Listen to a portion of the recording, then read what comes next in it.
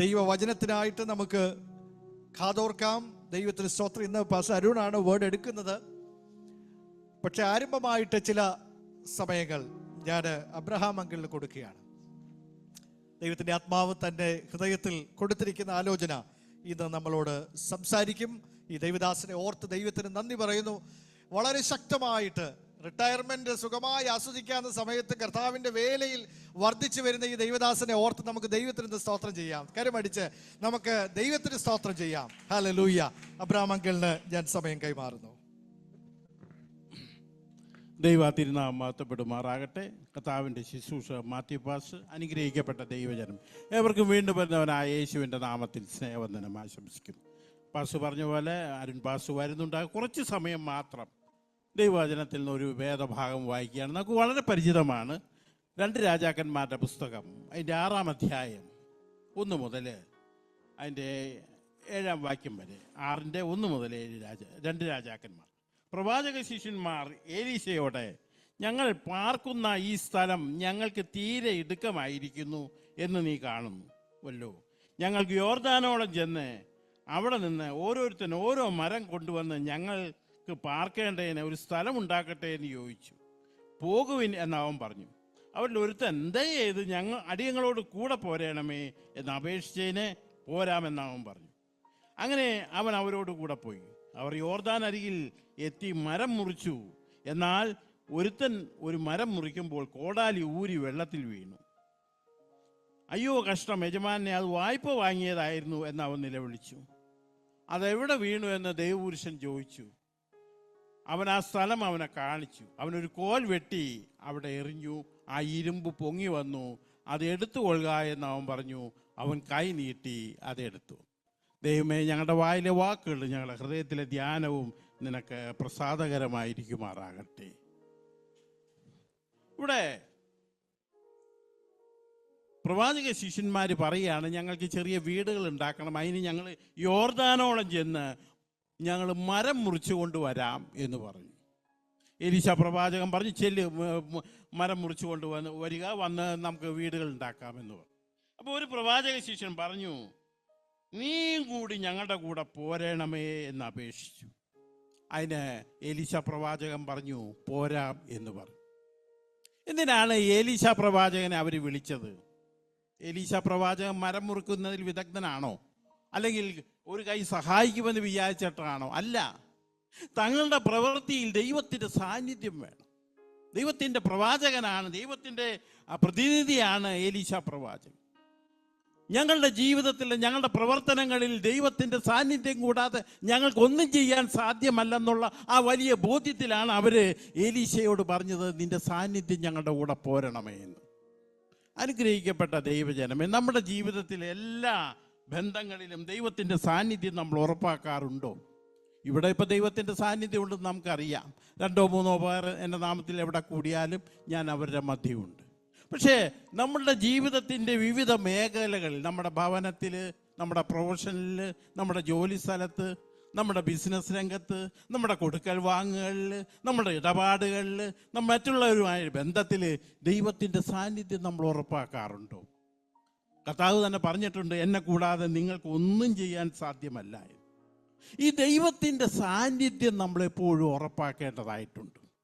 ദൈവത്തിൻ്റെ സാന്നിധ്യത്തിൻ്റെ ആ വലിയ ശക്തിയെക്കുറിച്ച് അറിയാവുന്ന ആളായിരുന്നു ദാവീദ്. അതുകൊണ്ടാണ് ദാവീദ് പറഞ്ഞു, യഹോവേ, നീ എന്നെ ശോധന ചെയ്ത് അറിഞ്ഞിരിക്കുന്നു, ഞാൻ ഇരിക്കുന്നത് എഴുന്നേൽക്കുന്നു നീ അറിയുന്നു. നിന്റെ ആത്മാവിനെ ഒളിച്ച് ഞാൻ എവിടേക്ക് പോകും? തിരുസന്നിധി വിട്ട് ഞാൻ എവിടേക്ക് പോകും? ഞാൻ സ്വർഗത്തിൽ കയറിയാൽ നീ അവിടെ ഉണ്ട്, പാതാളത്തിൽ എൻ്റെ കിടക്ക വിരിച്ചാൽ നീ അവിടെ ഉണ്ട്, ഞാൻ ഉഷസിഞ്ചിറക് ധരിച്ച് സമുദ്രത്തിൻ്റെ അറ്റത്ത് എന്ന് പാർത്താൽ അവിടെയും നിന്റെ കൈ എന്നെ പിടി. അപ്പൊ ദൈവത്തിൻ്റെ സാന്നിധ്യം എപ്പോഴും തൻ്റെ കൂടെ ഉണ്ടാകുമെന്ന് ഉറപ്പുള്ള ആളായിരുന്നു ദാവീദ്. നമ്മുടെ ജീവിതത്തിൽ ദൈവ സാന്നിധ്യം നമുക്ക് ഉറപ്പുണ്ടോ?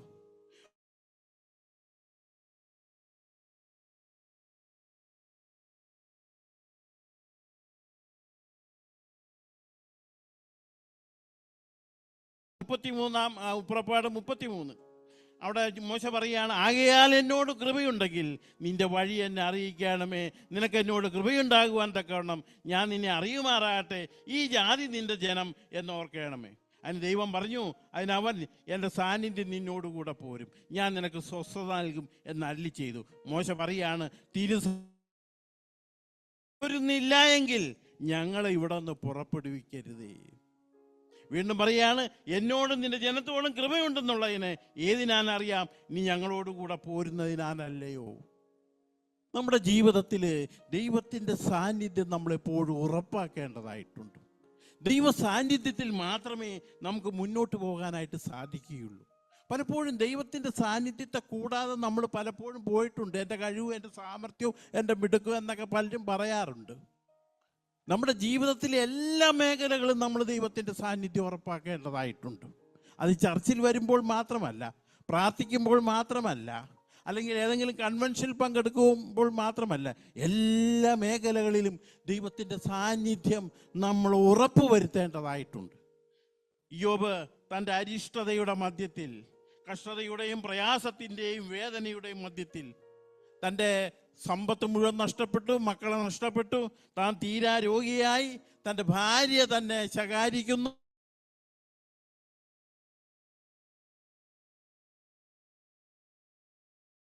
വാക്യമുണ്ട് ഇയ്യോബിൻ്റെ ആ പുസ്തകം 23-ാം അധ്യായം അതിൻ്റെ 15-ാം വാക്യം, 23-15. അതുകൊണ്ട് ഞാൻ അവൻ്റെ സാന്നിധ്യത്തിൽ ഭ്രമിക്കുന്നു, ഓർത്ത് നോക്കുമ്പോൾ ഞാൻ അവനെ ഭയപ്പെടുന്നു.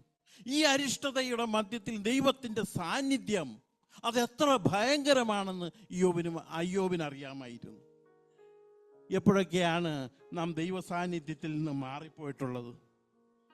എപ്പോഴൊക്കെയാണ് ദൈവത്തിൻ്റെ സാന്നിധ്യം വേണ്ട എന്ന് തോന്നുന്ന അനുഭവത്തിലൂടെ നാം പോയിട്ടുള്ളത്? നാം ഒന്ന് ചിന്തിച്ചു നോക്കേണ്ടതായിട്ടുണ്ട്. എല്ലാ കാര്യത്തിലും ദൈവത്തിൻ്റെ സാന്നിധ്യം നമുക്ക് ആവശ്യമാണ്. കാരണം ഞാൻ മുമ്പ് പറഞ്ഞതുപോലെ, എന്നെ കൂടാതെ നിങ്ങൾക്കൊന്നും ചെയ്യാൻ സാധ്യമല്ല. ഇവിടെ ദൈവത്തിൻ്റെ സാന്നിധ്യം ആ ശിഷ്യന്മാർ ആവശ്യപ്പെടുകയാണ്. നീ ഞങ്ങളുടെ കൂടെ പോരണം, ഞങ്ങൾ മരം മുറിക്കുമ്പോൾ നിന്റെ സാന്നിധ്യം വേണം, നിന്റെ സാന്നിധ്യമാണ് ഞങ്ങളെ ശക്തിപ്പെടുത്തേണ്ടതായിട്ട്.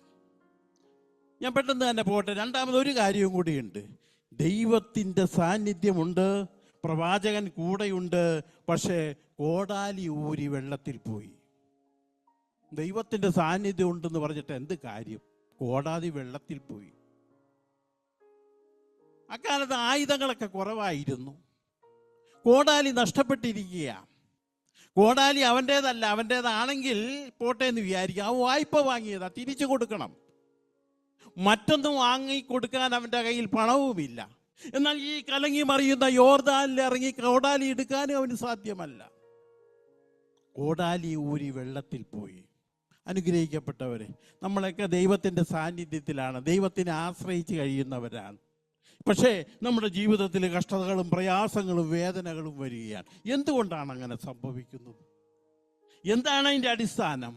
രോഗങ്ങൾ വരുന്നു, കഷ്ടതകൾ വരുന്നു, സാമ്പത്തിക ബാധ്യതകൾ വരുന്നു, മറ്റു പല പ്രശ്നങ്ങൾ വരുന്നു.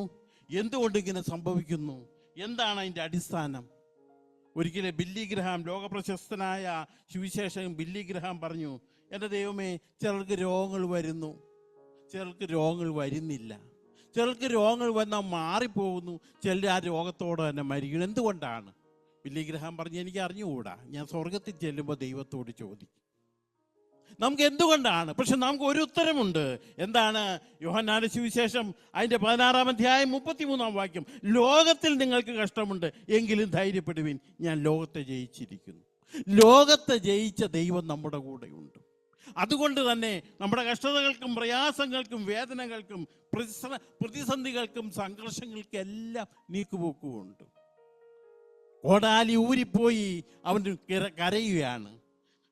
എലീശ പ്രവാചകൻ പറഞ്ഞു, അത് എവിടെയാണ് ഊരിപ്പോയത്, എവിടെയാണ് ഊരിപ്പോയതെന്ന് എലീശയ്ക്ക് അറിയാം. പക്ഷെ അത് അവനറിയാമെന്ന് ഉറപ്പ് വരുത്തേണ്ടതായിട്ടുണ്ട്. അവിടെ അവൻ കാണിച്ചു കൊടുത്തു, ഒരു കോല് വെട്ടി അതിലേക്ക് എറിഞ്ഞു, ആ കോടാലി പൊങ്ങി വന്നു. കോടാലി വെള്ളത്തിൽ പൊങ്ങി കിടക്കുക ഒരിക്കലും സാധ്യമല്ല. പക്ഷെ ഇവിടെ ഒരു അത്ഭുതം സംഭവിക്കുകയാണ്. കോടാലി വെള്ളത്തിൽ വന്നു വീണു, അത് തിരികെ എടുക്കുകയും ചെയ്തു. അനുഗ്രഹിക്കപ്പെട്ടവർ, ഇത് സിംബോളിക്കായിട്ടൊന്ന് പറഞ്ഞാൽ നമ്മളെല്ലാം ഈ കോടാലിയാണ്, മരണമാകുന്ന വെള്ളത്തിൽ വീണ കോടാലി. എന്നാൽ ക്രിസ്തുവാകുന്ന കോല്, ആ ക്രൂശ് എന്ന കോല് കൊണ്ട് നാം എല്ലാം വീണ്ടെടുക്കപ്പെട്ടവരാണ്. നാം എല്ലാം ചെളിക്കുണ്ടിലായിരുന്നു. ദാവീദ് അതിനെക്കുറിച്ച് പറയുന്നുണ്ടല്ലോ. ദാവീദിന്റെ പ്രസിദ്ധമായ 40-ാം സങ്കീർത്തനത്തിൽ ദാവീദ് അത് ഇങ്ങനെ പാടുന്നുണ്ട്. ഞാൻ ചെളിക്കുണ്ടിലായിരുന്നു എന്ന വ്യക്തം അവൻ പറയുന്നുണ്ട്. 40-ാം സങ്കീർത്തനത്തിൽ ദാവീദ് പാടുന്നത് ഇങ്ങനെയാണ്: നാശകരമായ കുഴിയിൽ നിന്നും കുഴഞ്ഞ ചേറ്റിൽ നാം എന്നെ കയറ്റി, എൻ്റെ കാലുകളെ ഒരു പാറമേൽ നിർത്തി, എൻ്റെ ഗമനത്തെ സ്ഥിരമാക്കി. നഷ്ടപ്പെട്ട കോടാലി ഇവിടെ വീണ്ടെടുക്കപ്പെടുകയാണ്. നമ്മുടെ എല്ലാ ജീവിതത്തിൽ കഷ്ടതകളും പ്രയാസങ്ങളും വേദനകളും ഉണ്ട്. പക്ഷേ അതിൻ്റെ എല്ലാ മധ്യത്തിൽ ദൈവത്തിൻ്റെ സാന്നിധ്യത്തിൽ നാം എല്ലാം ശക്തരാണ്. എന്നെ ശക്തനാക്കുന്നവൻ മുഖാന്തരം ഞാൻ സകലത്തിനും മതിയാകുന്നതാണെന്നാണ് അപ്പോസ്തലനായ പൗലോസ് പറയുന്നു. നാം നാം എല്ലാത്തിനും ശക്തരാ. കാരണം എന്താ? നമ്മെ ശക്തനാക്കുന്നവൻ മുഖാന്തരം സകലത്തിനും മതിയായവനാണ്. കോടാലി വീണു, ദൈവത്തിൻ്റെ സാന്നിധ്യമുണ്ട്, എന്നിട്ടും കോടാലി ഊരിപ്പോയി. പക്ഷേ അതിന് നീക്കുപോക്ക് വരുത്താൻ ദൈവത്തിന് സാധിക്കും. നമ്മളെല്ലാം ദൈവത്തിൻ്റെ സാന്നിധ്യത്തിലാണ് മുന്നോട്ട് പോയിക്കൊണ്ടിരിക്കുന്നത്. അവിടെ എല്ലാം ദൈവം നമ്മെ ശക്തരാക്കുകയാണ്. അനുഗ്രഹിക്കപ്പെട്ടവരെ, ഞാൻ നിങ്ങൾക്കറിയാമല്ലോ, ഫ്രണ്ട്സ് മിഷണറി പ്രയർ ബാൻഡ് എന്ന് പറഞ്ഞ മിഷണറി സംഘടനയിലാണ്. 8,16,000 വിശ്വാസികളുണ്ട്. ഏതാണ്ട് 8,000 ആരാധനാ കൂട്ടങ്ങളും 1,500 ചർച്ചുകളുമുണ്ട്. 2,900-ഓളം മിഷണറിമാർ സുവിശേഷകരുണ്ട്. ഇന്ന് എത്രയോ പീഡനങ്ങളിലൂടെയാണ് കടന്നു പോകുന്നതെന്നറിയാം. പ്രത്യേകിച്ച് UP-യിലൊക്കെ അവർ ചർച്ചൊക്കെ തുടങ്ങുന്നത് രാവിലെ 6 മണിക്കാണ്. 8 മണിക്കല്ല അവസാനിക്കും. കാരണം ഇവർ ഈ ക്രിസ്തു വിരോധികൾ എഴുന്നേറ്റ് കാപ്പി കൂടി കഴിഞ്ഞ് കുളിച്ചൊക്കെ വരുമ്പോഴത്തേക്കും ചർച്ചുകളൊന്നും ഉണ്ടാവില്ല, അപ്പോൾ ആരാധന ഉണ്ടാവില്ല. ഇല്ലെങ്കിൽ എല്ലാം തട്ടിപ്പൊട്ടി തള്ളിപ്പൊളിക്കും. അവർ വളരെ പീഡനത്തിലൂടെയാണ് കടന്നു. 10 സ്റ്റേറ്റുകളിൽ ആൻറ്റി കൺവെർഷൻ ബില്ല് നിലവിലുണ്ട്. ഒരു സുവിശേഷം പറഞ്ഞാൽ, ഒരാളെ സ്നാനപ്പെടുത്തിയാൽ മതപരിവർത്തനമായിട്ട് വ്യാഖ്യാനിച്ച് ജയിലിലാക്കുകയാണ്. വളരെ ഒളിച്ചും പതുങ്ങിയൊക്കെയാണ് സ്നാനപ്പെടുത്തിക്കൊണ്ടിരിക്കുന്നത്. വളരെ പീഡനങ്ങളിലൂടെയാണ് കടന്നു പോകുന്നത്. ഞങ്ങൾ ഒരു മിഷണറിക്ക് കൊടുക്കുന്ന ശമ്പളം 8,000 രൂപയാണ്. ഈ 8,000 രൂപയും വാങ്ങി ഈ പ്രതികൂല കാലാവസ്ഥയിലും പ്രതികൂല സാഹർഷ്യത്തിൻ്റെയും സംഘർഷത്തിൻ്റെ എല്ലാം മധ്യത്തിൽ കർത്താവിൻ്റെ വേല ചെയ്യുന്ന ഒരു മിഷണറിമാർ പോലും പിൻവാങ്ങിപ്പോയിട്ടില്ല. എന്തുകൊണ്ടാണെന്നറിയാമോ? അവർക്ക് വലിയൊരു വാഗ്ദത്തം കൊടുത്തിട്ടുണ്ട്. ആ ഗ്രേറ്റ് കമ്മീഷൻ കൊടുത്തപ്പോൾ പറഞ്ഞു, ഞാനോ ലോകാവസാനത്തോളം നിങ്ങളുടെ കൂടെയുണ്ട്.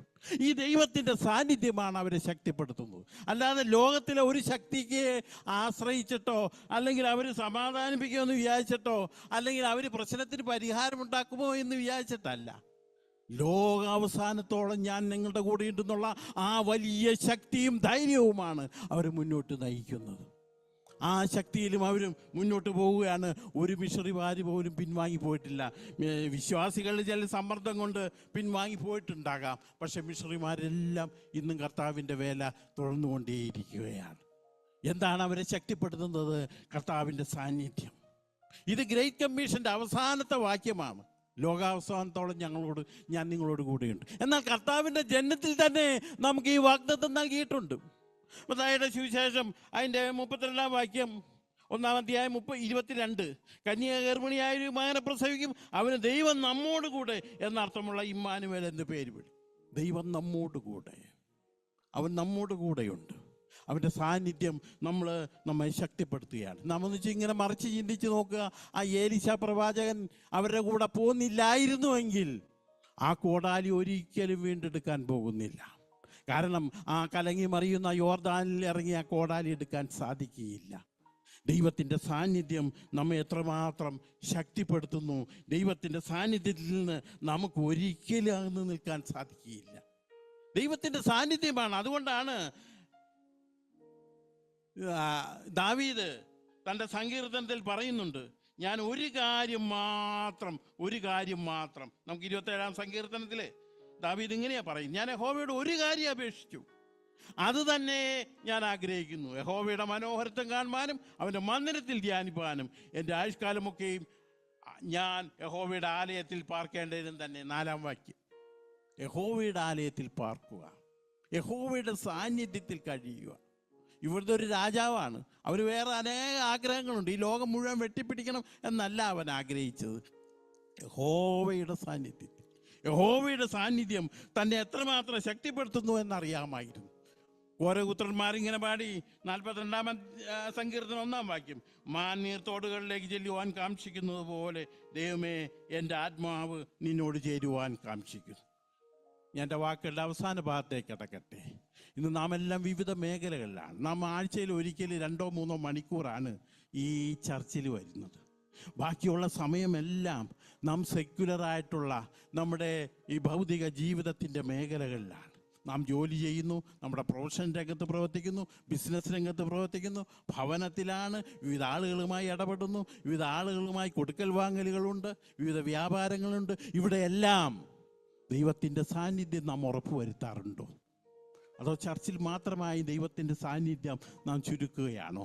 പ്രാർത്ഥിക്കുമ്പോൾ മാത്രം ദൈവത്തിൻ്റെ സാന്നിധ്യം ചുരുക്കുകയാണോ? ദൈവത്തിൻ്റെ സാന്നിധ്യം നമ്മൾ ഉറപ്പുവരുത്തേണ്ടതായിട്ടുണ്ട്. നമ്മുടെ ദൈവത്തിൻ്റെ സാന്നിധ്യം ഉണ്ടെങ്കിലും നമുക്ക് കഷ്ടതയും പ്രയാസവും ദുഃഖവും ഉണ്ടായേക്കാം. പക്ഷെ അവിടെ എല്ലാം ദൈവം നീക്കുപോക്കുന്നു നടത്തും. കാരണം ദൈവം നമ്മെ ശക്തിപ്പെടുത്തും. ദൈവം നമ്മോട് കൂടെയുണ്ട്. നമ്മുടെ സംഘർഷത്തിൻ്റെയും പ്രതിസന്ധിയുടെയും മേഖലകൾ അവൻ നമ്മെ കടന്നു വന്ന് ആശ്വസിപ്പിക്കുന്നവനാണ്. ഞാൻ എൻ്റെ വാക്കുകൾ ഇവിടെ അവസാനിപ്പിക്കട്ടെ. സമയം തന്ന ദൈവദാസനുള്ള നന്ദിയും കൃതജ്ഞതയും അറിയിക്കുന്നു. ദൈവതിരുനാമം മഹത്വപ്പെടുമാറാകട്ടെ. So now may I call upon Pastor to give concluding remarks. Perhaps അല്ലെങ്കിൽ അടുത്ത ദിവസത്തിൽ ഇന്ന് പ്രിപ്പയർ ചെയ്ത മെസ്സേജ് സംസാരിക്കും. കർത്താവിൻ്റെ ദാസനെ ഞാൻ ക്ഷണിക്കുന്നു. ഹല്ലേലൂയ. ഇന്ന് പ്രശ്നം പറ്റിയതെന്ന് വെച്ചാൽ ഇന്ന് ഇച്ചിരി ബ്ലോക്കും കൂടെ വന്നു.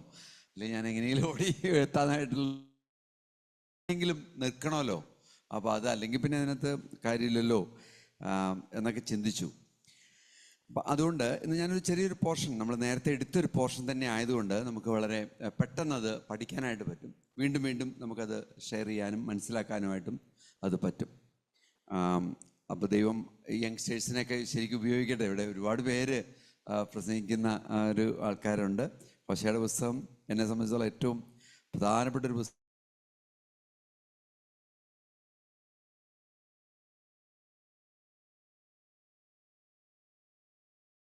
ഹോശേയുടെ പുസ്തകം പറഞ്ഞതിൽ വളരെ സന്തോഷം. നമ്മൾ പഠിക്കേണ്ട ഒരു പുസ്തകമാണത്. ദൈവം നമ്മളെ അനുഗ്രഹിക്കട്ടെ. നമുക്കൊരു നിമിഷം കണ്ണുകളെ നമുക്ക് അടയ്ക്കാം. കർത്താവേ, ഈ നല്ല സമയത്തിനായിട്ട് ഞങ്ങൾ സ്തോത്രം. കൂടെ ഇരിക്കട്ടെ. ഇന്ന് ഞങ്ങൾ ഒരുമിച്ച് ഷെയർ ചെയ്യുന്നതായിട്ടുള്ള, ഒരുമിച്ച് പഠിക്കുന്നതായിട്ടുള്ള ഈ ചെറിയ ചെറിയ കാര്യങ്ങൾ കർത്താവ് ഞങ്ങളുടെ ഹൃദയത്തിൻ്റെ ഉള്ളിൽ സംസാരിപ്പാനും വലിയ വ്യത്യാസങ്ങൾ ഞങ്ങളുടെ ജീവിതത്തിൽ മുഴുവൻ വരുവാനും ഇടവരണമെന്ന് പ്രാർത്ഥിക്കുന്നു. അതുപോലെ യങ്സ്റ്റേഴ്സ് ആയിട്ടുള്ള ഓരോരുത്തരും കർത്താവെ വളരെ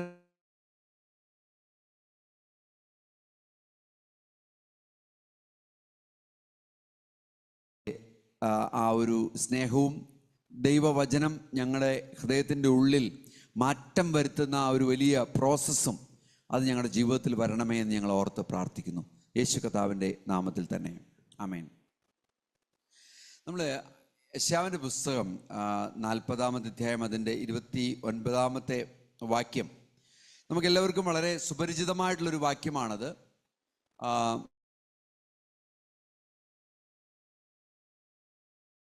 നമ്മൾ തളർന്നിരിക്കുന്നതായിട്ടുള്ള അവസ്ഥകളാണ് നമ്മുടെ ജീവിതത്തിൽ കാണാറ്. പല കാര്യങ്ങൾ കൊണ്ടാണ് നമ്മുടെ ജീവിതത്തിൽ ഈ തളർച്ച അനുഭവിക്കുന്നത്. ഒന്ന് രോഗമായിരിക്കാം, മറ്റ് രീതികളിലുള്ള പ്രയാസങ്ങൾ ഉണ്ടാകാം. അതുപോലെ തന്നെ നമ്മൾ ആഗ്രഹിക്കുന്ന കാര്യങ്ങൾ നടക്കാതെ വരുമ്പോൾ നമുക്ക് ചിലപ്പോൾ ഒരു തളർച്ച ഉണ്ടാകാം. ഒരു ആത്മീക തളർച്ചയാകാം, അതല്ല വേറെ രീതിയിലുള്ള കാര്യങ്ങളൊക്കെ ആകാം. നമ്മുടെ കണ്ടീഷൻസ് ഒരുപക്ഷെ നമ്മളെ ആത്മീകമായിട്ട് തളർത്തുന്നത് നമുക്ക് കാണാനായിട്ട് കഴിയും. ഇപ്പം ഇങ്ങനെയൊക്കെയുള്ള വിഷയങ്ങൾ നമ്മൾ നമ്മുടെ ജീവിതത്തിൽ പ്രായോഗികമായ തലത്തിൽ നമ്മൾ കാണുന്ന ഒരു കാര്യമാണ്. യെശയ്യാവിന്റെ പുസ്തകം 40:29 നമ്മൾ കാണുന്നുണ്ട്, അവൻ ക്ഷീണിച്ചിരിക്കുന്നവന് ശക്തി നൽകുന്നു, ബലമില്ലാത്തവന് ബലം വർദ്ധിപ്പിക്കുന്നു. ബാല്യക്കാർ ക്ഷീണിച്ച് തളർന്നു പോകും, യൗവനക്കാരും ഇടറി വീഴും. എന്നാൽ എങ്കിലും യഹോവയെ കാത്തിരിക്കുന്നവർ ശക്തിയെ പുതുക്കും.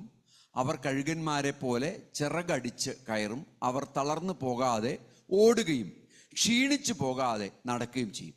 അപ്പോൾ ഈ വാക്യങ്ങൾ നമ്മൾ ഹൃദിസ്ഥമാക്കുകയാണെങ്കിൽ, അല്ലെങ്കിൽ ഓരോന്നും അതിൻ്റെ സെൻറ്റൻസ് വഴി അല്ലെങ്കിൽ ഓരോ വാക്കുകൾ വഴി നമ്മളതിനെ മനസ്സിലാക്കാൻ ശ്രമിക്കുകയും ചെയ്യുമ്പോൾ നമുക്ക് കാണാൻ പറ്റുന്ന ഒരു കാര്യം, യഹോവയെ കാത്തിരിക്കുക എന്നുള്ളൊരു വാക്ക് നമുക്ക് ഉപയോഗിക്കാം. അല്ലെങ്കിൽ യഹോവയുടെ സമീപത്തിരിക്കുക, യഹോവയോട് കൂടെ നടക്കുക, യഹോവ എന്ത് പറയുന്നു,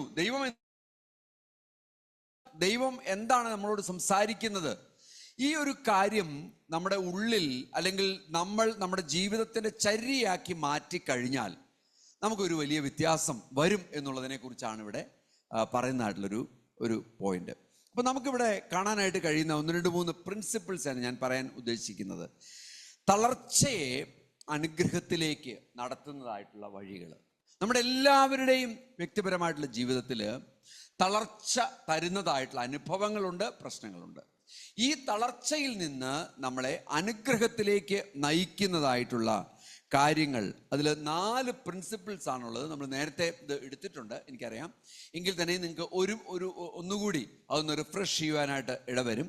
ഞാൻ ഇന്ന് അതിൻ്റെ 2 കാര്യങ്ങൾ മാത്രം പെട്ടെന്ന് ഞാൻ എടുക്കാം. 15 മിനിറ്റ് സമയമാണ് നമ്മുടെ മുൻപിലുള്ളത്. ഈ 2 കാര്യങ്ങളെ, 2 പ്രിൻസിപ്പിൾസിന്,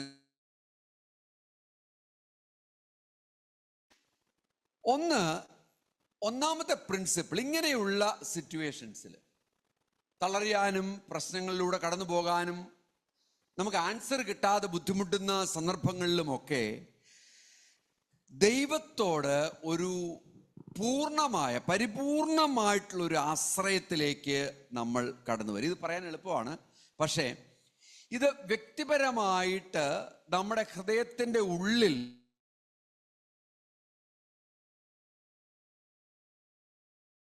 ശക്തമായിട്ട് നമുക്ക് ഉൾക്കൊള്ളുവാനായിട്ട് നമുക്ക് കഴിഞ്ഞാൽ മാത്രമേ ഈ ഒരു ഭാഗത്തിൻ്റെ ഒരു അർത്ഥം വരത്തുള്ളൂ.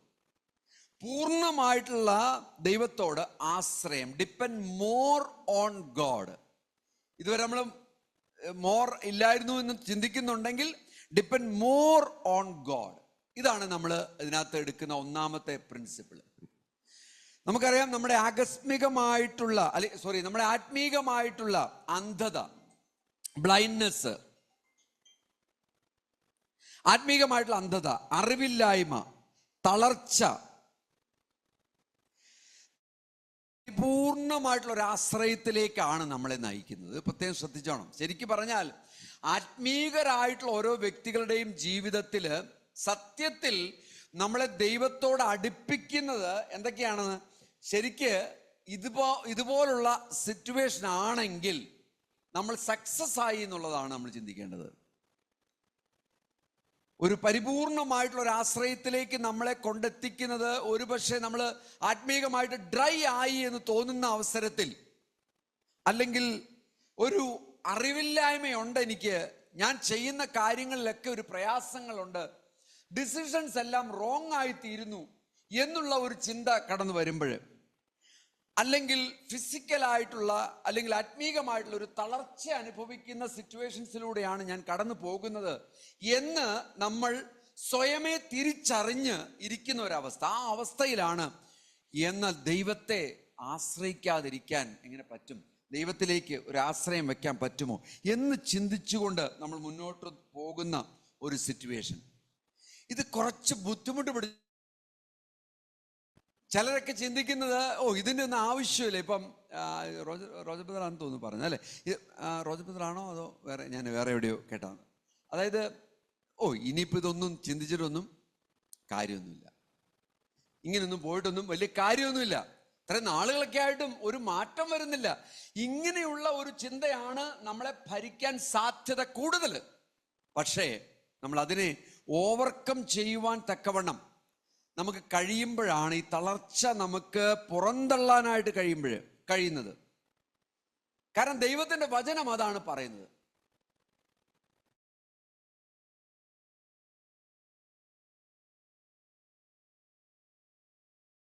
എന്ന് പറയുന്നത് നമ്മളെ സംബന്ധിച്ചിടത്തോളം ഒരു തിരിച്ചറിവില്ലായ്മ വരുന്നതാണ് പലപ്പോഴും നമ്മുടെ ജീവിതത്തിൽ പ്രശ്നങ്ങളിലേക്ക് നമ്മളെ കൊണ്ടെത്തിക്കുന്നത്.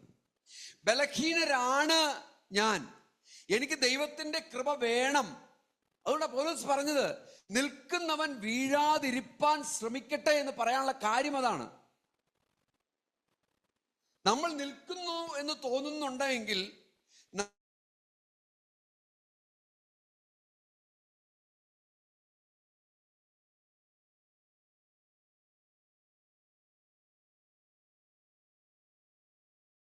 എന്നുണ്ടെങ്കിൽ നമ്മൾ അങ്ങനെ കിടക്കാനല്ല ദൈവം നമ്മളെ വിളിച്ചത് എന്നുള്ള ചിന്തയാണ് നമ്മളെ ഭരിക്കേണ്ടത്. നമ്മൾ ആ ഒരു ഒരു ഒരു ഒരു ചിന്ത കടന്നു വരുമ്പോൾ മറ്റുള്ള ഒരു കാര്യത്തെ പുറത്താക്കുവാനായിട്ട് നമുക്ക് കഴിയും.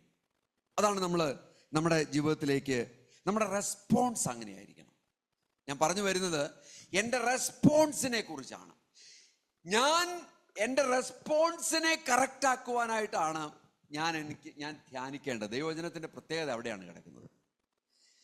എൻ്റെ റെസ്പോൺസ് ആണ് മാറ്റേണ്ടത്. ഒരു ആശ്വാസം കിട്ടാൻ വേണ്ടി ഞാൻ ദൈവവചനം വായിക്കുന്നു, ഒരു ആശ്വാസം കിട്ടാൻ വേണ്ടി ഞാൻ പ്രാർത്ഥിക്കുന്നു, ഒരു ആശ്വാസം കിട്ടാൻ വേണ്ടി ഞാൻ പാസ്റ്ററെ വിളിക്കുന്നു, ഒരു ആശ്വാസം കിട്ടാൻ അതിനേക്കാളും ഉപരിയായിട്ട് എൻ്റെ റെസ്പോൺസ് മാറുവാനായിട്ട് ഞാൻ ദൈവസന്നിധിയിലേക്ക് അടുത്ത് വരുന്നു എന്ന് ചിന്തിച്ചു നോക്കിയാട്ടെ.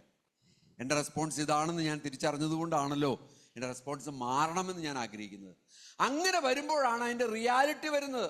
അങ്ങനെ വരുമ്പോഴാണ് അതിൻ്റെ വാസ്തവമായിട്ടുള്ള ഒരു മനുഷ്യനായിട്ട്, പച്ചയായിട്ടുള്ളൊരു മനുഷ്യനായിട്ട് ഞാൻ ദൈവത്തിൻ്റെ സന്നിധിയിലേക്ക് വരുന്നത്. ദാവീദിൻ്റെയൊക്കെ അനുഭവങ്ങൾ നോക്കിയാൽ നമുക്ക് മനസ്സിലാവും. പലപ്പോഴും പച്ചയായ രീതിയിൽ അവൻ ദൈവത്തെ കാണാൻ തുടങ്ങുമ്പോഴാണ് ദൈവത്തിൻ്റെ അത്ഭുതമേറിയ കരം അവൻ്റെ ജീവിതത്തിലേക്ക് കടന്നു വരുന്നത്. ദൈവം ആരാണ്? അവൻ ക്ഷീണിച്ചിരിക്കുന്നവന് ശക്തി നൽകുന്നവനാണ്. ബലമില്ലാത്തവനോട് നമ്മൾ വായിക്കുന്നുണ്ട്, ബലമില്ലാത്തവന് ബലം നൽകുന്നവനാണ്. ഇത് നമ്മുടെ ജീവിതത്തിലേക്ക് കടന്നു വരുന്ന യാഥാർത്ഥ്യമായിട്ട് തീരും. നമ്മൾ ചില കാര്യങ്ങൾ നമ്മൾ നോക്കുകയാണ്, നമ്മുടെ ആറ്റിറ്റ്യൂഡ്. അപ്പൊ ഈ ആറ്റിറ്റ്യൂഡ് ഓഫ് ഡിപ്പെൻഡൻസ്,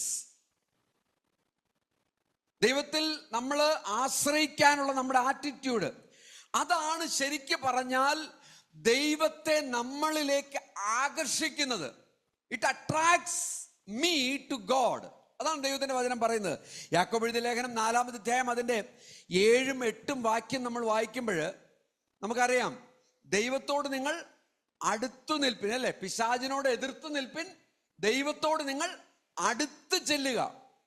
ഇതാ കഥ പറയുന്നത്. അപ്പോൾ ദൈവത്തോട് അടുത്ത് ചെല്ലാനുള്ള നമ്മുടെ ആ റെസ്പോൺസ് ആണ് ദൈവത്തെ അട്രാക്ട് ചെയ്യുന്നത് നമ്മളിലേക്ക്. സ്തോത്രം, പ്രൈസ് ഗോഡ്. അപ്പൊ നമ്മളെ ദൈവത്തിലേക്ക് അട്രാക്ട് ചെയ്യിപ്പിക്കുവാൻ തക്കവണ്ണം നമ്മൾ ആ രീതിയിൽ നമ്മൾ തയ്യാറാകുന്നത് ഒരു ആവശ്യമാണ്. ഇതാണ് ഈ റെസ്പോൺസ് നമ്മളിൽ ഉണ്ടെങ്കിൽ എന്ത് it causes our God to manifest his glorious power in us. അവന്റെ മഹത്വം നമ്മളിൽ കാണിച്ചു തരുവാൻ തക്കവണ്ണം ദൈവം നമ്മളെ തന്നെ വെളിപ്പെടുത്തുവാനായിട്ട് ഇടവരും. പുറപ്പാട് പുസ്തകം ഒന്ന് നോക്കാം. പുറപ്പാട് പുസ്തകം അതിൻ്റെ 33-ന്റെ 17, 18, 19 വാക്യം ഒന്ന് വായിച്ചു നോക്കിയാട്ടെ. പുറപ്പാട് പുസ്തകം 33-ാമത് അധ്യായം അതിൻ്റെ 17, 18, 19 വളരെ വളരെ വളരെ ഇൻട്രസ്റ്റിംഗ്.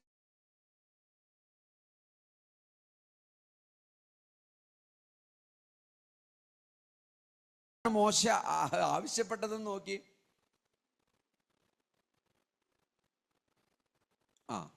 അവനോട് തിരുസാന്നിധ്യം എന്നോട് കൂടെ പോരുന്നില്ല എങ്കിൽ ഞങ്ങളെ ഇവിടെ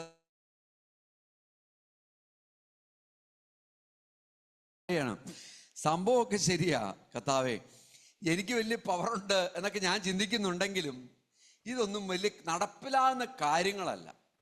നിന്റെ സാന്നിധ്യം എൻ്റെ കൂടെ പോരുന്നില്ലെങ്കിൽ ഞങ്ങൾ ഇവിടുന്ന് കൊണ്ടുപോകാതിരിക്കുക നല്ലത്.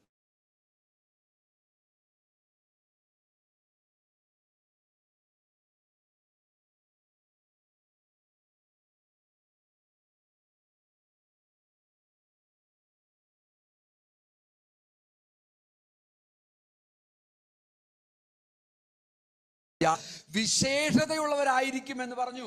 അപ്പോ ഞാനും നിങ്ങളും വിശേഷതയുള്ളവരാണെന്ന് നമ്മൾ പറയുന്നുണ്ട്. പക്ഷെ പറയണമെന്നുള്ളത് പറയുന്നുണ്ടെങ്കിലും അത് നടക്കണമെന്നുണ്ടെങ്കിൽ എന്ത് വേണം? ദൈവത്തിന്റെ സാന്നിധ്യം വേണം. ഈ ദൈവത്തിന്റെ സാന്നിധ്യം ഇല്ലാതെ നമ്മൾ ഈ കാര്യങ്ങൾ പറഞ്ഞുകൊണ്ട് നടക്കുന്നതാണ് നമ്മുടെ പ്രശ്നം.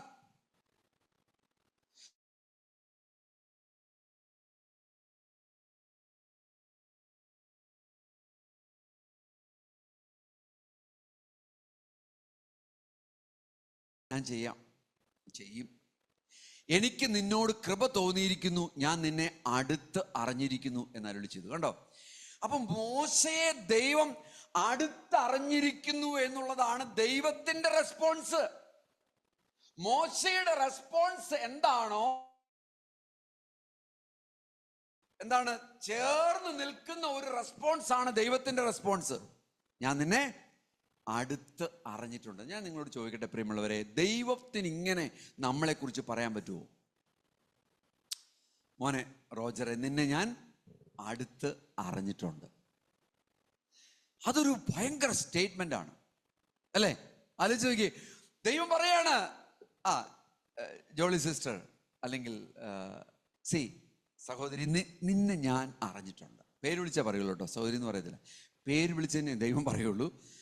മോശ, നിന്നെ ഞാൻ അറിഞ്ഞിട്ടുണ്ട്, നിന്നെ എനിക്ക് അടുത്തറിയാം. ഇതാണ് നമ്മുടെ ആറ്റിറ്റ്യൂഡ്. ഇതാണ് കർത്താവ് പറഞ്ഞത് യാക്കോബ് എഴുതിയ ലേഖനത്തിൽ, പരിശുദ്ധാത്മാവിലൂടെ യാക്കോബ് ാണ് ദൈവത്തോട് അടുത്ത് ചെല്ലാൻ തക്കവണ്ണം ഞാനും നിങ്ങളും പലപ്പോഴും ശ്രമിക്കാറില്ലാത്തതാണ് നമ്മുടെ പ്രശ്നങ്ങൾ. ഇനി 18-ാമത്തെ വാക്യം എന്ന് പറയുന്നു, അപ്പോൾ അവൻ നിന്റെ തേജസ് എനിക്ക് കാണിച്ചു തരണമെന്ന്. അപ്പൊ ഒരു ബെഞ്ച് മാർക്ക്, നമ്മളിപ്പോ ഹൈ ജമ്പ് ഒക്കെ ചാടുന്നവർക്ക് അറിയാം, ഒരു ലെവൽ വെച്ചു കൊടുക്കും, അല്ലെ?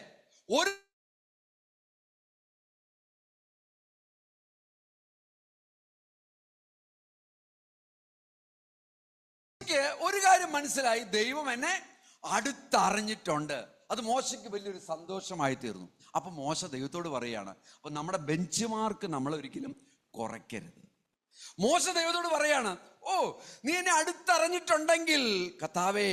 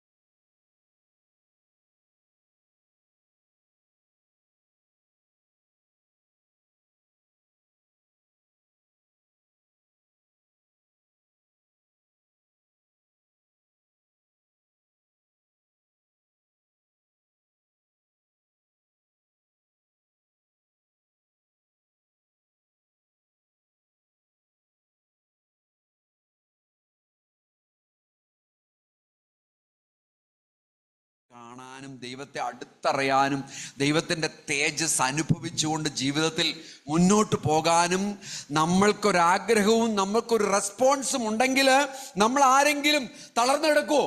ഇല്ല. ഹല്ലേലൂയ. ഒരിക്കലും നമുക്ക് തളർന്നു കിടക്കാൻ പറ്റത്തില്ല.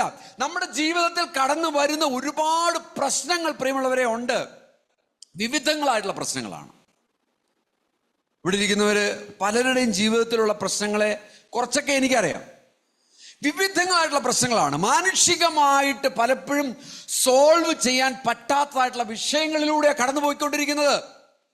അവിടെ നമ്മൾ തളർന്നു പോകാൻ ദൈവം ആഗ്രഹിക്കുന്നില്ല. മറിച്ച് ദൈവത്തോട്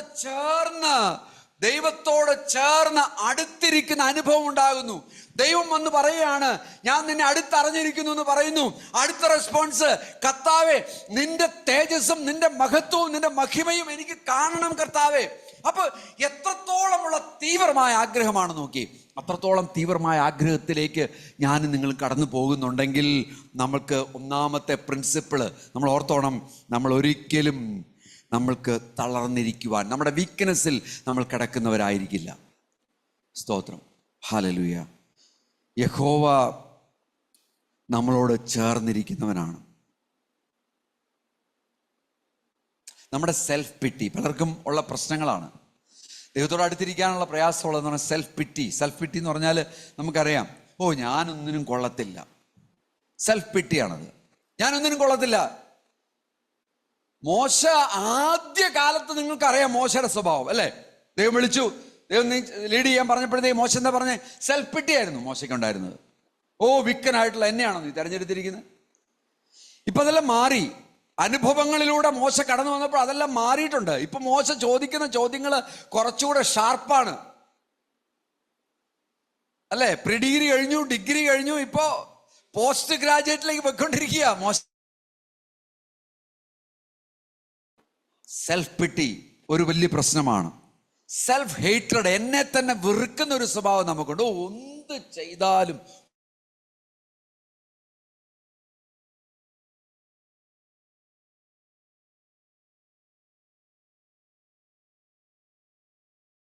ആയിരുന്നില്ല. പണ്ട് ഇത് എനിക്കൊരു വലിയ പ്രോബ്ലം ആയിരുന്നു. പാൻസുകൾ പലതും കുത്തിക്കയറ്റി നോക്കും, ഇതൊന്നും ശരിയാവുന്നില്ല. ഇതെല്ലാം ഇപ്പോഴാണ് എൻ്റെ പാൻസ് ഞാൻ ബെൽറ്റഡ് ആവുന്നതുകൊണ്ട് ഇന്നിപ്പോൾ ലൂസായിക്കൊണ്ടിരിക്കുക. അപ്പോൾ ഇങ്ങനെ പോയിക്കൊണ്ടിരിക്കുക. അപ്പൊ ഇത് നടക്കില്ല, എനിക്ക് പാൻസ് പറ്റില്ല ദൈവമേ എന്ന് പറഞ്ഞ് ഞാൻ പിന്നെ കൊടുക്കാൻ തുടങ്ങി. ഇൻഫീരിയോറിറ്റിയാ, മറ്റുള്ളവരുടെ മുമ്പിലേക്ക് വരാനുള്ള മടി. അപ്പൊ നമ്മളെ തന്നെ ഒരു സെൽഫിനോടുള്ള റെസ്പെക്ട്, സ്വയത്തോടുള്ള ഒരു ബഹുമാനം നമുക്കില്ല, നഷ്ടപ്പെടും. ലുക്കിംഗ് ഇൻസൈഡ്, നമ്മൾ ഉള്ളിലേക്കാണ്, നമ്മൾ ഉൾവലിയാന്ന് പറഞ്ഞ് കേട്ടിട്ടില്ലേ? ഉൾവലിവ്, ഒരു ഉൾവലിവുണ്ടാകും. ഒന്നും നടക്കത്തില്ല, ഒന്നും ചെയ്യാൻ പറ്റത്തില്ല, ഇങ്ങനെയൊക്കെ ഇരുന്നാൽ മതി, ഇനിയിപ്പോ അവിടെ കൂടുതലൊന്നും പോയിട്ട് വലിയ കാര്യമില്ല. ഒരു ഉൾവലിവിലേക്ക് നമ്മൾ പോകും.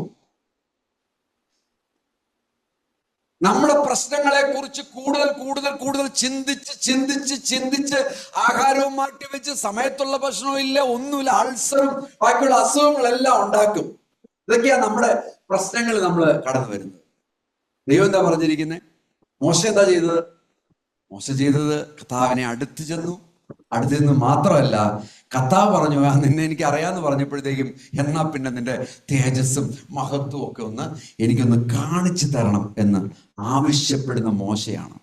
പ്രശ്നങ്ങളുടെ മധ്യത്തിൽ ദൈവത്തോട് കൂടുതൽ കൂടുതൽ അടുത്തിരിക്കുവാൻ, ദൈവത്തോട് കൂടുതൽ കൂടുതൽ ചോദിക്കുവാൻ, ദൈവത്തിന്റെ മഹത്വത്തെ കൂടുതൽ കൂടുതൽ അറിയാൻ നമ്മൾ ശ്രമിക്കുന്നത് വളരെ വലിയൊരു കാര്യമായിരിക്കും. ഒന്നാമത്തെ കാര്യം അതാണ്. എന്റെ സമയം അധികം. രണ്ടാമത്തെ കാര്യം, രണ്ടാമത്തെ പ്രിൻസിപ്പിൾ, കൺഫസ് ദ വേർഡ് എന്ന് പറഞ്ഞാൽ ദൈവ വചനം. അത് വളരെ ഇമ്പോർട്ടന്റ് ആണ്. നമുക്കറിയാം, വചനത്തെ നമ്മൾ ഏറ്റു പറയേണ്ടതായിട്ടുണ്ട്. നമുക്ക് തന്നിരിക്കുന്ന വചനങ്ങളെല്ലാം ശക്തമായിട്ടുള്ള കാര്യമാണ്. ഇന്ന് എബ്രായരുടെ ലേഖനത്തിൽ നിന്ന് ഒരു സഹോദരന് കാക്കനാട് ചർച്ചിൽ സംസാരിക്കുകയായിരുന്നു.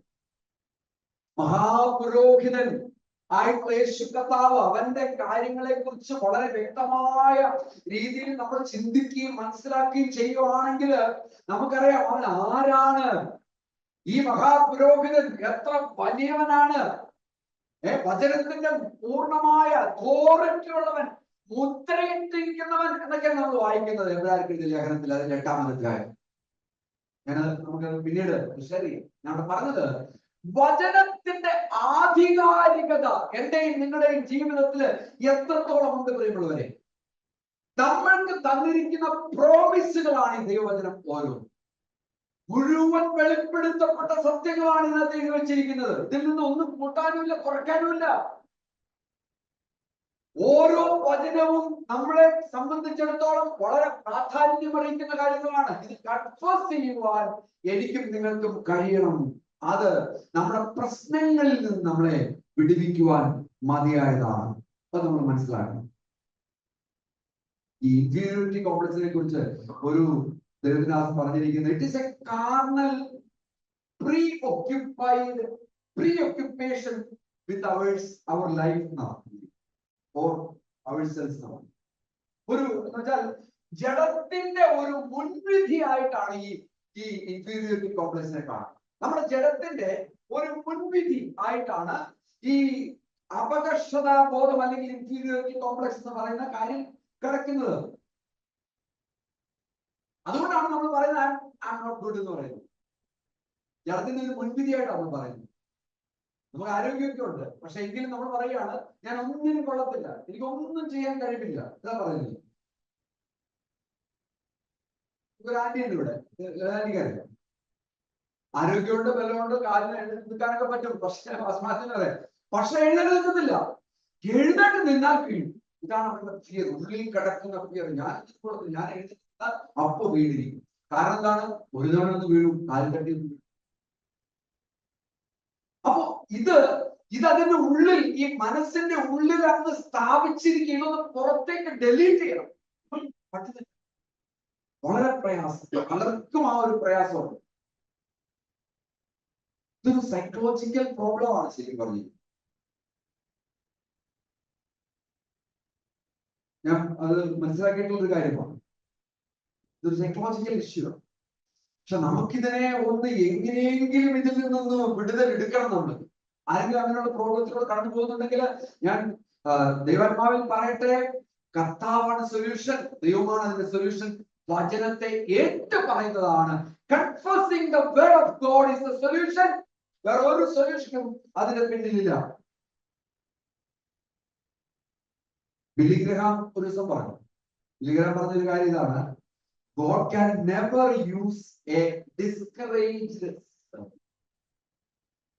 ഒരു നിരാശനായിട്ടുള്ള ഒരു വ്യക്തിയെ ഉപയോഗിച്ചത് ദൈവത്തിനൊന്നും ചെയ്യാൻ കഴിയില്ല. നിരാശനായിട്ടുള്ള ഒരു വ്യക്തിയാണ് നമ്മളെങ്കിൽ നമ്മളെ ഉപയോഗിച്ച് ദൈവത്തിന് ഒരു കാര്യവും ചെയ്യാൻ പറ്റില്ല.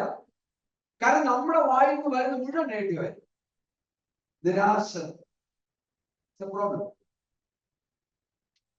നിരാശ നിറഞ്ഞ ഒരാള് നമ്മുടെ ജീവിതത്തിൽ ഒരുപാട് പ്രശ്നങ്ങൾ സൃഷ്ടിക്കും. നമുക്കറിയാം. ദൈവസന്നിധിയിൽ നമ്മൾ കൺഫസ് ചെയ്യുകയും അതിൽ നിന്ന് പുറത്താകാനായിട്ട് നമ്മൾ ശ്രമിക്കുകയും ചെയ്യാം. മറ്റൊരാൾക്ക് ബുദ്ധിമുട്ടുള്ള ഒരാൾക്കാണെങ്കിൽ തന്നെയും ദൈവവചനത്തിലൂടെ കൺഫസ് ചെയ്യിപ്പിച്ച് അതിൽ നിന്ന് വിടുതലെടുക്കുവാനായിട്ട് നമ്മൾ ശ്രമിക്കേണ്ടത് ഒരു ആവശ്യമാണ്. അതാണ് ഇന്നത്തെ solution. That is very very important. Revelations 12:11 നമ്മൾ വായിക്കുന്ന ഒരു വാക്യമുണ്ട്. ഇതിനൊരു തെളിവായിട്ട് എടുക്കണം. അവർ കുഞ്ഞാടിന്റെ രക്തം ഹേതുവായി സാക്ഷ്യവചനത്താൽ അവനെ ജയിച്ചു. സാജനെ ജയിച്ച കാര്യം പറയുന്നു. ഇങ്ങനെ ജയിച്ചത് ചുമ്മാ ജയിക്കാൻ പറ്റും. എങ്ങനെ ജയിച്ചത് അവിടെ എഴുതിച്ചിട്ടുണ്ട്. അവർ കുഞ്ഞാടിന്റെ രക്തം ഹേതുവായി എന്ന് പറഞ്ഞാൽ രക്ഷയാൽ.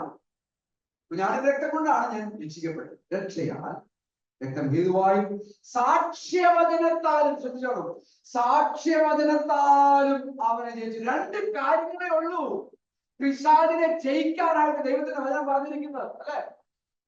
അവർ അവനെ കുഞ്ഞാടിന്റെ രക്തം ഹേതുവായിട്ടും തങ്ങളുടെ സാക്ഷ്യവചനം ഹേതുവായിട്ടും ജയിച്ചു. മരണപര്യന്തം തങ്ങളുടെ പ്രാണനെ സ്നേഹിച്ചതുമില്ല. സ്തോത്രം. മരണപര്യന്തം അവരുടെ പ്രാണനെ അവർ സ്നേഹിച്ചില്ല, മറിച്ച് അവരുടെ പ്രാണനെ തിരസ്കരിച്ചിട്ടാണെങ്കിലും ദൈവത്തിന്റെ വചനത്തോട് ഒരുമിച്ച് നിൽക്കാൻ ശ്രമിച്ചു. നിങ്ങളുടെ ജീവിതത്തിൽ, വ്യക്തിപരമായിട്ട് ജീവിതത്തിൽ ഞാൻ നിങ്ങളോട് പറയാണ്, നമ്മൾക്ക് പിശാചിനെ നിയന്ത്രിക്കണമെന്നുണ്ടെങ്കിൽ ഒരു കാര്യമുള്ളത് നമ്മുടെ സാൽവേഷൻ, ആ രക്ഷയെ കുറിച്ചുള്ള ബോധ്യമാണ്. തത്സമയത്തെ കൃപയ്ക്കായി കൃപാസനത്തിന്റെ അടുത്തേക്ക് ഓടിച്ചെല്ലാൻ സ്വാതന്ത്ര്യം തന്നിരിക്കുന്ന ക്രിസ്തുവാണ് നമ്മുടെ മഹാപുരോഹിതനായിട്ട് നിൽക്കുന്നത്, നമ്മുടെ രക്ഷകനായിട്ട് നിൽക്കുന്നത്. അപ്പൊ എന്തൊരു കോൺഫിഡൻസ് ആണ് നോക്കി, അല്ലെ? നമ്മൾ തളർന്നിരിക്കാനാണോ നമ്മളെ ദൈവം പിടിച്ചിരിക്കുന്നത്? പാപം ചെയ്ത് പോവാം. ചിലപ്പോൾ പാപത്തിൽ നമ്മൾ പെട്ടെന്ന് അകപ്പെട്ടു പോയേക്കും. ലോകത്തിന്റെ ഒരു പ്രശ്നമാണ്, ശരിയാണ്. പക്ഷെ അതിൽ കിടക്കാനല്ല ദൈവം ആഗ്രഹിക്കുന്നത്.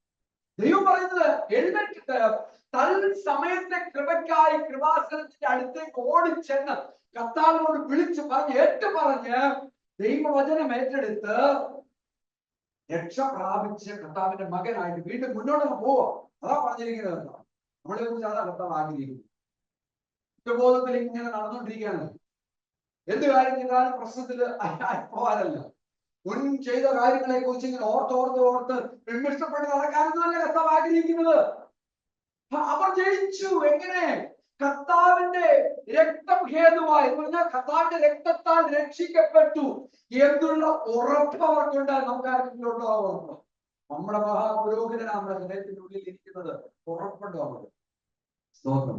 ആ ഉറപ്പിൽ നടക്കാനാണ് അദ്ദേഹം പറയുന്നത്. പിന്നെന്താ? സാക്ഷ്യ വചനം. വ്യക്തിപരമായിട്ടുള്ള സാക്ഷ്യമുണ്ട്. ദൈവവചനം നമുക്ക് തന്നിരിക്കുന്ന അറിവുകളും ജ്ഞാനവും ഉണ്ട്. ഇതെല്ലാം മനസ്സിൽ. എന്താ പറയുന്നത്? കണ്ണുകളുടെ സാക്ഷ്യവചനം അതെ, തങ്ങളുടെ സാക്ഷ്യം എന്ന് പറയുന്ന വചനം എന്ന് പറയുമ്പോൾ സെൽഫാണോ സംബടി എൽസ്? നമ്മുടെ സാക്ഷ്യം, സാക്ഷ്യം നമുക്കേ ഉള്ളല്ലോ. നമ്മുടെ സാക്ഷ്യം, എന്റെ സാക്ഷ്യം, ആ എന്റെ സാക്ഷ്യം ഉറപ്പിക്കുന്നത് തിരുവചനത്തിലാണ്. നമ്മുടെ ദൈവത്തിന്റെ വചനത്തിലൂടെയാണ് നമ്മുടെ സാക്ഷ്യം ഉറപ്പിച്ചിരിക്കുന്നത്. ആ തിരുവചനമാണ് നമ്മളെ ഉറപ്പിച്ച് നിർത്തിയിരിക്കുന്നത്. ഈ വചനമാണ് നമ്മൾ കൺഫസ് ചെയ്യുന്നത് ഏത് സമയത്തും. നമുക്ക് തന്നിരിക്കുന്ന വചനം എന്ന് പറയുന്നത് പല വചനങ്ങളുണ്ട്. നമ്മുടെ രക്ഷയുമായിട്ട് ബന്ധപ്പെട്ടിട്ടാണെങ്കിൽ നമുക്ക് പറയാൻ പറ്റും, എന്റെ യേശു കർത്താവ് അവന്റെ രക്തം വലിയേറിയ രക്തത്താൽ എന്നെ വീണ്ടെടുത്തിരിക്കുന്നു, പക്ഷേ നിനക്ക് എന്റെ മേൽ ഇനി ഒരു സ്ഥാനമില്ല. നമുക്ക് പറയാൻ പറ്റും. പറയുന്നു, അന്ധകാരത്തിന്റെ ശക്തിയിൽ നിന്ന്, ഇരുട്ടിന്റെ അധികാരത്തിൽ നിന്ന് അവൻ എന്നെ വിടുവിച്ചു, നിനക്ക് ഇനി എന്റെ മേൽ അധികാരമില്ല. ഞാൻ ലോകത്ത് താമസിക്കുന്നുണ്ട്, ശരിയായിരിക്കും, പക്ഷെ നിനക്ക് എന്റെ മേൽ അധികാരമില്ല. അപ്പൊ എനിക്ക് ലഭിച്ചിരിക്കുന്ന വചനങ്ങള്, റീമാബേഡ് എന്ന് വേണമെങ്കിൽ പറയാം, എനിക്ക് ലഭിച്ചിരിക്കുന്ന സാക്ഷ്യവചനങ്ങള്, എനിക്ക് ലഭിച്ചിരിക്കുന്ന എന്നെ ഉറപ്പാക്കിയിരിക്കുന്ന വചനങ്ങള്, എന്റെ ജീവിതം തന്നെ, എന്റെ സാക്ഷ്യമായിട്ടുള്ള എന്റെ ജീവിതം തന്നെ കർത്താവിന്റെ പിശാചിന്റെ മേൽ എനിക്ക് വിജയം തന്നിരിക്കും. ആണ് നമ്മളോട് കാണുന്നത്. വീണ്ടും പൗലോസ് അപ്പോസ്തലനിലേക്ക് പോകുമ്പോൾ ഫിലിപ്പിയർക്ക് ലേഖനം 4:13 അദ്ദേഹം എന്താ പറഞ്ഞിരിക്കുന്നു നോക്കിയേ, I can do all things through Christ who strengthened me. എന്നെ ശക്തനാക്കുന്നവൻ മുഖാന്തരം. കേട്ടോ, എന്നെ ശക്തനാക്കുന്നവൻ മുഖാന്തരം എനിക്ക് സകലത്തിനും മതിയാകുമെന്നാണ് പറഞ്ഞിരിക്കുന്നത്. സാക്ഷ്യവചനം അവന് ലഭിച്ചിരിക്കുന്ന ഉറപ്പാണ്. അപ്പൊ പൗലോസിന്റെ ജീവിതാനുഭവങ്ങളിലൂടെ കടന്നു പോയപ്പോൾ അവന് ലഭിച്ചിരിക്കുന്ന പല റീമ വേർഡുകളിലൂടെ അവന് ഉരുത്തിരിഞ്ഞിരിക്കുന്ന, അവന്റെ ഉള്ളിൽ നിന്ന് വന്നിരിക്കുന്ന ഒരു വചനമാണ്. ആ വചനം നമുക്കും ലഭിച്ചിരിക്കുക. നമുക്ക് പറയാൻ പറ്റൂ, എന്നെ ശക്തനാക്കുന്നവൻ മുഖാന്തരം ഞാൻ സകലത്തിനും മതിയാകും. സ്തോത്രം, ഹല്ലേലൂയ. Confessing the word. ലൂക്കോസ് 10:19 നമ്മൾ വായിക്കുന്ന ഒരു വാക്യമുണ്ട്. അവിടെ എന്താ വായിക്കുന്നത്? ലൂക്കോസ് 10:19, Behold, I give you power to tread on serpents and scorpions and over all the power of the enemy, and nothing shall be you. Malayalam നോക്കാം. പാമ്പുകളെയും തേളുകളെയും ശത്രുവിന്റെ സകല ബലത്തെയും ചവിട്ടുവാൻ. ശത്രുവിന്റെ സകല ബലത്തെയും ചവിട്ടുവാൻ ഞാൻ നിങ്ങൾക്ക് അധികാരം തരുന്നു, ഒന്നും നിങ്ങൾക്ക് ഒരിക്കലും ദോഷം വരുത്തുകയില്ല. എത്ര ശക്തമായുള്ള വാക്യമാണ് നോക്കി. ഒന്നും നിങ്ങൾക്ക് ദോഷം വരുത്തില്ല. ഇനി എന്തെങ്കിലും സംശയം നമുക്കുണ്ടോ? അവൻ ഇങ്ങനെ സംശയമാണ്. ഒന്നെന്ന് പറഞ്ഞാൽ ഇനി വേറൊരു ഉണ്ടോ? സംശയമാണ് നമുക്ക് എപ്പോഴും എന്തെങ്കിലും ഒരു സംശയം. പിന്നെ പാമ്പൻ മുഖപാമ്പൻ അവിടെ ഉണ്ട്, അങ്ങനെ വിചാരിക്കും. അതിനല്ലേ ഈ വാചനം തന്നിരിക്കുന്നത് കേട്ടോ. നമ്മൾ അറിയാതെ എങ്ങനെ ചവിട്ടി പോയി കഴിഞ്ഞാൽ ഒന്നും സംഭവിക്കാൻ പോകുന്നില്ല. അതാണ് അവിടെ പറഞ്ഞിരിക്കുന്നത്. അറിയാതെ നമ്മൾ എന്തെങ്കിലും വിഷം കുടിച്ച് പോയാൽ പോലും നമുക്കൊന്നും സംഭവിക്കാൻ പോകുന്നില്ല. ദൈവം നമ്മളെ കാക്കും. അതാണ് അതിന്റെ അർത്ഥം. ദൈവം അവന്റെ സകല ശക്തിയെയും ബലത്തെയും നമുക്ക് തന്നിട്ടുണ്ട്. ഈ ലോകത്തിൻ്റെതായിട്ടുള്ള പ്രശ്നങ്ങളും ഈ ലോകത്തിൻ്റെതായിട്ടുള്ള ശുദ്ധ സ്വഭാവമുള്ള പ്രശ്നങ്ങളും ഇങ്ങനെയുള്ള പല രീതികളിലുള്ള പിശാചിന്റെ പ്രവൃത്തികളും നമ്മൾ കാണും. നമ്മൾ ചിലപ്പോൾ അനുഭവിച്ചെന്നിരിക്കും, പക്ഷെ നമ്മളെ അത് ജയിക്കുന്നു. അതാണ് പറഞ്ഞിരിക്കുന്നത്. നമ്മളെ ജയിക്കാൻ മതിയായതല്ല. കാരണം കർത്താവ് നമുക്ക് അതിന്മേൽ ശക്തി തന്നു. നമ്മളിത് വിശ്വസിക്കും. അതുകൊണ്ടാണ് ആ വാക്കവിടെ പറഞ്ഞത്, വി ഹാവ് കൺഫസ്. അത് നമ്മൾ കൺഫസ് ചെയ്യുന്നത് നമ്മൾ ഏറ്റെടുക്കും. കൺഫഷൻ ഒരു കാര്യം. കൺഫഷൻ എന്ന് പറഞ്ഞാൽ ആരെങ്കിലും പറഞ്ഞു തന്നിട്ട്, ഇപ്പൊ രക്ഷിക്കപ്പെടുന്നത് ആരെങ്കിലും പറഞ്ഞു തന്നിട്ട് എന്താ പിന്നെ രക്ഷയുടെ ഭാഗം നിങ്ങൾ ചൊല്ലിയിട്ട് നിങ്ങൾ നാളെ പോയി പാസ്റ്ററിന്റെ കീഴിൽ സ്നാനം എടുക്കുക എന്ന് പറയുന്ന സ്നാനവും രക്ഷയല്ല. കൺഫസ് ചെയ്യാന്ന് പറഞ്ഞാൽ അത് ഹൃദയത്തിന്റെ ഉള്ളിൽ ഏറ്റെടുത്തിട്ട് നമ്മൾക്ക് കൺവിൻസ്ഡ് ആയിട്ടുള്ള കാര്യമാണ് കൺവിക്ഷൻ എന്ന് പറയുന്നത്. അല്ലെങ്കിൽ അതിൽ നിന്നാണ് കൺഫഷൻ വരേണ്ടത്. കൺവിൻസ്ഡ് ആയിട്ടുള്ള കാര്യമേ കൺഫസ് ചെയ്യാവുള്ളൂ. അല്ലാത്ത കാര്യം കൺഫസ് ചെയ്ത് കാര്യമില്ല. പ്രത്യേകം ശ്രദ്ധിക്കണം. അതുകൊണ്ട് നമ്മൾക്ക് ഏറ്റെടുത്തിരിക്കുന്ന വചനത്തെ നമ്മൾ കൺഫസ് ചെയ്യാനായിട്ട് നമ്മൾ ശ്രമിക്കണം. പ്രോബ്സ് 18:21 നമ്മൾ എന്താ വായിക്കുന്നത്? നാവിന്റെ തുമ്പിൽ ജീവനും മരണവും ഇരിക്കുന്നു. നാവിന്റെ തുമ്പിൽ ജീവൻ ഇരിക്കുന്നു എന്ന് പറഞ്ഞാൽ നമ്മൾ പറയുന്ന വാക്കുകൾക്ക് ജീവനുണ്ടെന്ന് അതിന്റെ അർത്ഥം അല്ലെ? 4:20 എന്താ വായിക്കുന്നത്? 4:12 എന്താ വായിക്കുന്നത്? വേർഡ് ഓഫ് ഗോഡ്, ദൈവവചനം അത് ഇരുവായ്ത്തലയുള്ള വാളിനേക്കാൾ മൂർച്ചയേറിയതാണ്. ദൈവവചനം, ഈ ദൈവവചനം ഇരുവായ്ത്തലയുള്ള വാളിനേക്കാൾ മൂർച്ചയേറിയതായതുകൊണ്ട് അത് സന്ധിമജ്ജകളെ എന്ന് പറഞ്ഞാൽ ശരീരത്തെ വേർതിരിക്കാൻ കഴിയും. അത് സോളിനെ വേർതിരിക്കാൻ കഴിയും, ദേഹിയെ വേർതിരിക്കാൻ കഴിയും, അത് ആത്മാവിനെ വിവേചിക്കാൻ കഴിയും. അപ്പൊ ഇതിനെല്ലാം വിവേചിക്കുവാൻ കഴിയുന്നതാണ് ദൈവത്തിന്റെ വചനം. അത്ര ശക്തമാണ് ഈ വചനമാണ്. നാവിന്റെ തുമ്പിൽ നിന്ന് വരുന്നതെന്നുണ്ടെങ്കിൽ അതിനെന്തുണ്ട്? ജീവനുണ്ട്. ഇത് നമ്മൾ പറയുന്നത് നെഗറ്റീവ് ആണെങ്കിൽ മരണമാണെങ്കിൽ മരണവും അതിന് കിടപ്പുണ്ട്. അതുകൊണ്ട് നമ്മൾ അനുഗ്രഹത്തിന്റെ വാക്കുകളും നല്ല വാക്കുകളും 4:8 വായിക്കുന്നത് പോലെ സൽകീർത്തിയായത്, സൽഗുണമായത്, പുകഴ്ചയ്ക്കായത്, ക്ഷണമായത്, രമ്യമായത്, ഇതൊക്കെയാണ് നമ്മൾ പറയുന്നത്. നമ്മുടെ വായിൽ നിന്ന് വരുന്ന വാക്കുകൾ ഇങ്ങനെയുള്ളതായിരുന്നു. രമ്യമായും സൽകീർത്തിയായും പുകഴ്ചയ്ക്കുള്ളതും ഒക്കെ ആയിരുന്നു. ഇതാ പറഞ്ഞിരിക്കുന്നത്. ഇത് അനുഗ്രഹത്തിന്റെ വാക്കുകളാണ്. ഇതെല്ലാം ജീവനുള്ള വാക്കുകളാണ്. ഇത് സന്ധിമജ്ജകളെ വേർതിരിക്കും. ഇത് സോളിനെ ദേഹിയെ വിവേചിക്കും. ഇത് ആത്മാവിനെ പോലും വിവേചിക്കാൻ കഴിവുണ്ട്. ശ്രദ്ധിക്കണം. യോബിന്റെ പുസ്തകം 6:63 വായിക്കുന്ന ഒരു വാക്യമുണ്ട്. ജീവിപ്പിക്കുന്നത് ആത്മാവാണ്. ഞാൻ നിങ്ങളോട് സംസാരിച്ച വചനങ്ങൾ യോഹന്നാൻ എഴുതിയ സുവിശേഷത്തിൽ കർത്താവ് പറയുന്ന കാര്യം വളരെ ഇമ്പോർട്ടന്റ് ആയിട്ട് കാര്യം. 6:63 മറന്നുപോണ്ട. കർത്താവ് പറയുന്നത് ജീവിപ്പിക്കുന്ന ആത്മാവാകും. ഞാൻ നിങ്ങളോട് സംസാരിച്ച വചനങ്ങൾ ജീവനും ആത്മാവ് നിറഞ്ഞതും ആകും. ഞാൻ നിർത്തും. 2 കാര്യങ്ങളാണ് ഞാൻ പറഞ്ഞു. എന്തൊക്കെയാണ്? ഒന്ന്,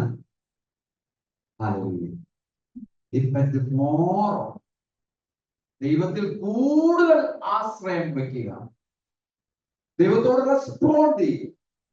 നമ്മൾ തളർന്നിരിക്കുന്നു എന്ന് തോന്നുന്നുണ്ടെങ്കിൽ അതിനുള്ള വിടുതലിന്റെ ഒന്നാമത്തെ പ്രിൻസിപ്പിൾ അതാണ്. രണ്ടാമത്തെ പ്രിൻസിപ്പിൾ, കൺഫസ് ദ വേർഡ്. ദൈവവചനം അത് ആത്മാവ് നിറഞ്ഞതും ജീവനുള്ളതുമാകുകൊണ്ട് അതിലേക്ക് നമ്മൾ കൺഫസ് ചെയ്ത് മുന്നോട്ട് പോകും. നമുക്ക് എഴുന്നേറ്റ് നിൽക്കാം. ദൈവസന്നിധിയിൽ നമ്മളെ തന്നെ താഴ്ത്താം. ദൈവസന്നിധിയിൽ നമ്മളെ